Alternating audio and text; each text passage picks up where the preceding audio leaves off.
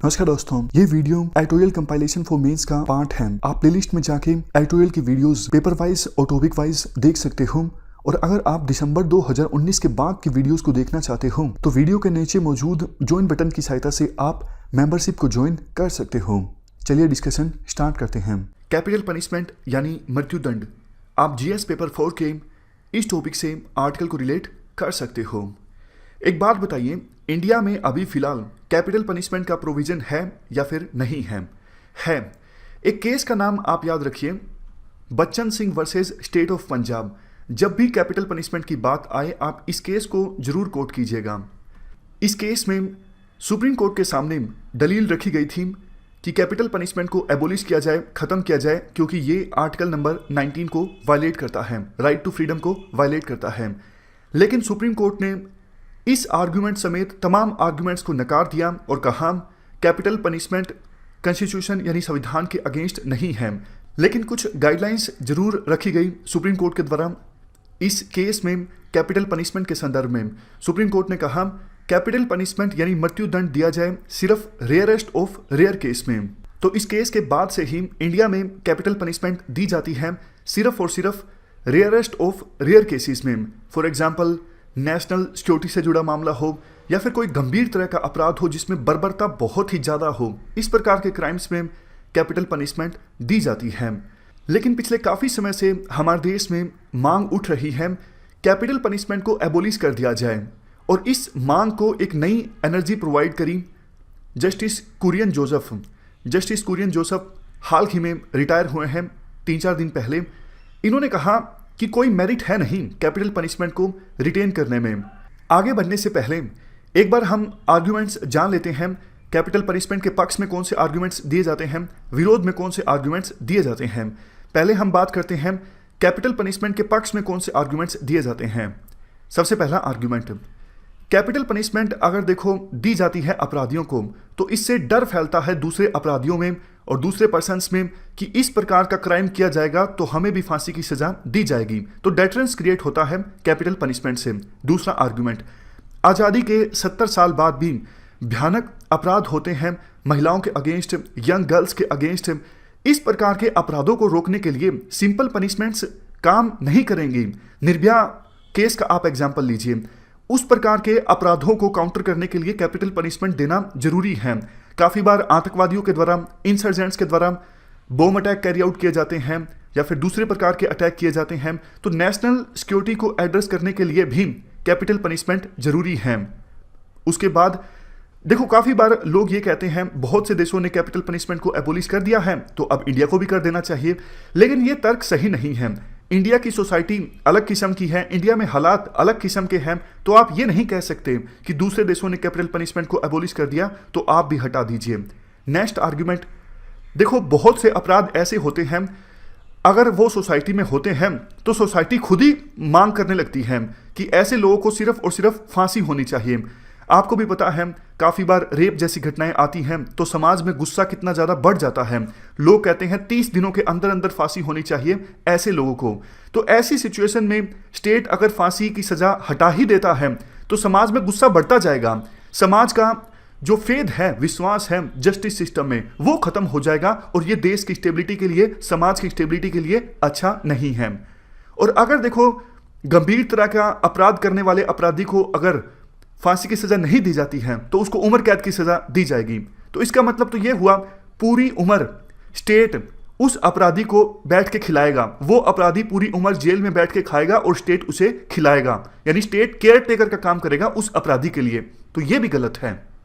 तो इस प्रकार से हमने आर्गुमेंट्स डिस्कस किए कैपिटल पनिशमेंट के पक्ष में। अब हम कैपिटल पनिशमेंट के अगेंस्ट में आर्गुमेंट्स को डिस्कस करेंगे। सबसे पहला आर्गुमेंट, कैपिटल पनिशमेंट देना देखो संविधान के आर्टिकल 21 को वायलेट करता है।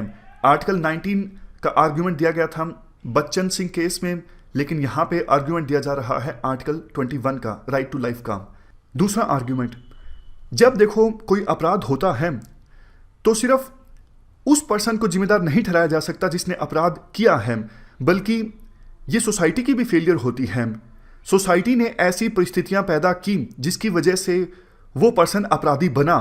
तीसरा आर्गुमेंट, जब देखो किसी को कैपिटल पनिशमेंट दिया जाता है तो स्टेट को, सोसाइटी को ऐसा लगता है कि उनकी रिस्पॉन्सिबिलिटी पूरी हो गई, जिसने अपराध किया उसको फांसी की सजा हुई या कैपिटल पनिशमेंट मिला। लेकिन क्राइम प्रिवेंशन की तरफ क्या किया गया? कैपिटल पनिशमेंट दे के रिस्पॉन्सिबिलिटी खत्म नहीं होती सोसाइटी की, स्टेट की। क्राइम को प्रिवेंट करना भी बहुत ज़्यादा जरूरी है। चौथा आर्ग्यूमेंट जो मोस्ट इंपॉर्टेंट है, अभी फिलहाल देखो प्रोविजन ये है, बच्चन सिंह केस के बाद रेयरेस्ट ऑफ रेयर केसेस में फांसी की सज़ा दी जाती है। जैसे अजमल कसाब आतंकवादी, फांसी की सज़ा दी गई। 2012 का निर्भया केस, बर्बरता इतनी ज़्यादा, फांसी के अलावा कोई सज़ा बनती ही नहीं। तो रेयरेस्ट ऑफ रेयर केसेस में अभी फिलहाल फांसी की सज़ा दी जाती है। लेकिन देखो प्रॉब्लम ये है, कोई अपराध किसी जज को रेयरेस्ट ऑफ रेयर लग सकता है, लेकिन दूसरे जज को रेयरेस्ट ऑफ रेयर नहीं लग सकता, तीसरे जज को लग सकता है, चौथे जज को नहीं लग सकता। तो कहने का एसेंस क्या है? कोई निश्चित क्राइटेरिया नहीं है कि कौन से अपराध में फांसी की सजा दी जाए, कौन से अपराध में नहीं दी जाए। तो आर्बिट्रेरीनेस बहुत ज़्यादा है, ये गलत है। जहां पे देखो आर्बिट्रेरीनेस बहुत ज़्यादा होती है, वो चीज़ रूल ऑफ लॉ के अगेंस्ट है। रूल ऑफ लॉ तो बेसिक एसेंस है हमारे संविधान का। ये आर्ग्यूमेंट बहुत ही ज़्यादा इंपॉर्टेंट है। उसके अलावा देखो नेक्स्ट आर्ग्यूमेंट ये है, जस्टिस का ऑब्जेक्टिव होता है रिफॉर्म करना, ना कि प्रतिशोध लेना। कैपिटल पनिशमेंट की सहायता से तो जिस पर्सन ने अपराध किया है उससे प्रतिशोध लिया जाता है, रिफॉर्म की तो संभावना ही खत्म हो जाती है जब उसको मृत्युदंड दे दिया जाता है। नेक्स्ट आर्ग्यूमेंट, कोई देखो इंपेरिकल एविडेंस है नहीं कि कैपिटल पनिशमेंट अगर दी जाए तो समाज में डेटरेंस पैदा होता है, यानी डर पैदा होता है और इससे कम अपराध होते हैं। ऐसा कुछ सामने आया नहीं है किसी रिसर्च रिपोर्ट में। नेक्स्ट आर्ग्यूमेंट, ज़्यादातर देश कैपिटल पनिशमेंट को एबोलिश कर रहे हैं, इंडिया को भी उन्हें फॉलो करना चाहिए और इंडिया में भी कैपिटल पनिशमेंट की सज़ा है वो ख़त्म होनी चाहिए। नेक्स्ट आर्ग्यूमेंट, देखो ऐसा भी तो हो सकता है किसी केस में अपराधी को डेथ सेंटेंस की सज़ा दी गई और उसे एग्जीक्यूट भी कर दिया गया, यानी फांसी दे दी गई उस पर्सन को, लेकिन बाद में पता चला, नए डिटेल्स सामने आए और पता लगा कि जिस पर्सन को फांसी दे दी गई है वो अपराधी था ही नहीं, यानी नए खुलासे हुए बाद में जब उसको फांसी दे दी गई थी। तो आप बताइए इस केस में कैसे जिंदा करोगे उस पर्सन को जिसको फांसी दी जा चुकी है? इस प्रकार से हमने कैपिटल पनिशमेंट से संबंधित एक आर्टिकल को रिवाइज किया। अब हम आज का आर्टिकल डिस्कस करते हैं। अभी क्या कंटेस्ट है? अभी देखो कंटेस्ट ये है, सुप्रीम कोर्ट ने निर्भया केस के आरोपियों की जो रिव्यू पिटीशन है उसे रिजेक्ट कर दिया है। हालांकि अभी उनके पास मौका है, वो सुप्रीम कोर्ट में एक बार फिर से क्यूरेटिव पिटीशन फाइल कर सकते हैं और बाद में वो दया याचिका भी अपनी फाइल कर सकते हैं राष्ट्रपति के पास। देखो अभी हमारे देश में माहौल ऐसा है कि जो रेप के ये आरोपी हैं इनको जल्द से जल्द सजा मिलनी चाहिए बिना किसी देरी के। आर्टिकल ये कहना चाहता है हमें एक बार फैक्ट्स और एविडेंस के हिसाब से सोचना चाहिए, क्या फांसी देने से कुछ फ़ायदा होता है, सोसाइटी में क्राइम रुकते हैं या फिर नहीं रुकते हैं। देखो किसी भी अपराध के अपराधी को पनिशमेंट दी जाती है 4 ऑब्जेक्टिव्स को ध्यान में रखते हुए।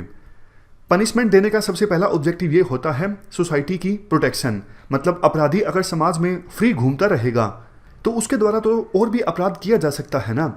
तो आवश्यकता ये है उस अपराधी को पकड़ा जाए, जेल में डाला जाए, पनिशमेंट दी जाए ताकि सोसाइटी में और ज़्यादा क्राइम होने से बचाया जा सके। दूसरा ऑब्जेक्टिव ये होता है डेटरेंस क्रिएट करना, मतलब एक डर कायम करना। एक अपराधी को अगर सज़ा मिलेगी तो बाकियों में भी एक डर का माहौल होगा समाज में कि देखो अगर क्राइम किया तो हमें भी उस अपराधी की तरह सज़ा मिलेगी। तो पनिशमेंट देने का दूसरा ऑब्जेक्टिव है डेटरेंस क्रिएट करना, यानी अपराधीपन के खिलाफ डर कायम करना। पनिशमेंट देने का तीसरा ऑब्जेक्टिव क्या होता है? तीसरा ऑब्जेक्टिव देखो ये होता है, जैसी गांधी जी की सोच थी कि बुराई से नफरत करो, बुरे पर्सन से नफरत ना करो, तो अपराधी को पकड़ के जेल में डाला जाए और वहाँ पे उसको रिहेबिलिटेट किया जाए, रिफॉर्म लाए जाएं उस पर्सन में। ये तीसरा ऑब्जेक्टिव होता है पनिशमेंट देने का। सबसे लास्ट में बात आती है चौथे ऑब्जेक्टिव की। चौथा ऑब्जेक्टिव देखो ये बोलता है बदला, मतलब अपराधी ने मान लीजिए बहुत ज़्यादा ग्रूसम तरीके से रेप किया, उसके बाद मर्डर कर दिया, तो उसको मौत की सज़ा मिलनी चाहिए। जैसा उसने काम किया वैसा ही उसके साथ होना चाहिए। ये जो बदले की भावना होती है ना, ये चौथा ऑब्जेक्टिव होता है पनिशमेंट थ्योरी का। तो हमने 4 ऑब्जेक्टिव समझे कि अपराधी को पनिशमेंट क्यों दी जाती है। अब देखो, फैक्ट्स के बेस पे बात करते हैं, एविडेंस के बेस पे बात करते हैं कि कैपिटल पनिशमेंट दी जाती है या फिर मौत की सजा दी जाती है। तो ये 4 ऑब्जेक्टिव्स सर्व होने में कुछ डिफरेंस आता है या फिर नहीं आता है। सबसे पहले बात करते हैं सोसाइटी को प्रोटेक्ट करना। देखो, किसी को मौत की सजा आप दे दोगे, सोसाइटी प्रोटेक्ट रहेगी डेफिनेटली, अगर आपने किसी अपराधी को मौत की सजा दे दी है। लेकिन अगर उसे आप उम्र कैद दोगे तो भी सोसाइटी प्रोटेक्ट ही रहेगी, क्योंकि वो अपराधी जो है वो जेल में रहेगा, ऐसा राइटर का मानना है। तो मतलब मौत की सजा हो या फिर उम्र कैद हो, पहले ऑब्जेक्टिव में कोई डिफरेंस नहीं आता है। दोनों केसेस में पहला जो ऑब्जेक्टिव है वो सर्व हो जाता है। दूसरा ऑब्जेक्टिव, समाज में डर पैदा करना। देखो, एविडेंस ये बोलते हैं, जो सर्वे कंडक्ट किया गया है, कि मौत की सजा का डर थोड़ा सा ज्यादा होता है अपराधियों में as comparison to capital punishment. कोई बहुत ज्यादा डिफरेंस नहीं होता। इसके बाद बात करते हैं तीसरे ऑब्जेक्टिव की। देखो, किसी को मौत की सजा दे दी गई तो उसका रिहैबिलिटेशन तो हो नहीं सकता, क्योंकि उसकी तो मृत्यु हो चुकी है, उसको फांसी दी जा चुकी है। लेकिन अगर उम्र कैद होगी तो उस पर्सन का रिहैबिलिटेशन पॉसिबल है, उस पर्सन में रिफॉर्म लाया जा सकता है। सबसे लास्ट में बात करें चौथे ऑब्जेक्टिव की, जो कि होता है प्रतिशोध यानी बदला। जिस पर्सन ने जैसा काम किया है, अपराध किया है, तो उसको सजा मिलनी चाहिए उसकी। मतलब चौथा जो ऑब्जेक्टिव होता है पनिशमेंट देने का, उसमें मेन एसेंस होता है रिवेंज, प्रतिशोध। तो आर्टिकल में देखो कहा जाता है, रिवेंज वाली जो भावना है ना सोसाइटी में, ये होती है। अक्सर हम काफ़ी ज़्यादा इमोशनल हो जाते हैं, लेकिन ह्यूमन बीइंग के द्वारा ह्यूमन बीइंग को मारना इस इमोटिव डिजायर की वजह से, ये देखो एक सभ्य सिविलाइजेशन के लिए ठीक नहीं है। रिवेंज जो होता है वो पर्सनलाइज्ड होता है और रेट्रीब्यूशन की इमोशनल फॉर्म है। ये हमें मजबूर कर देता है इमोटिव आधार बनाकर सोचने के लिए। हम फैक्ट्स के आधार पर निर्णय नहीं लेते, हम रैशनैलिटी और ऑब्जेक्टिविटी के हिसाब से निर्णय नहीं लेते कि जो कुछ हो रहा है उससे कितना फ़ायदा होगा, कितना नुकसान होगा। तय होता है इमोशंस के आधार पर, तो ये गलत है।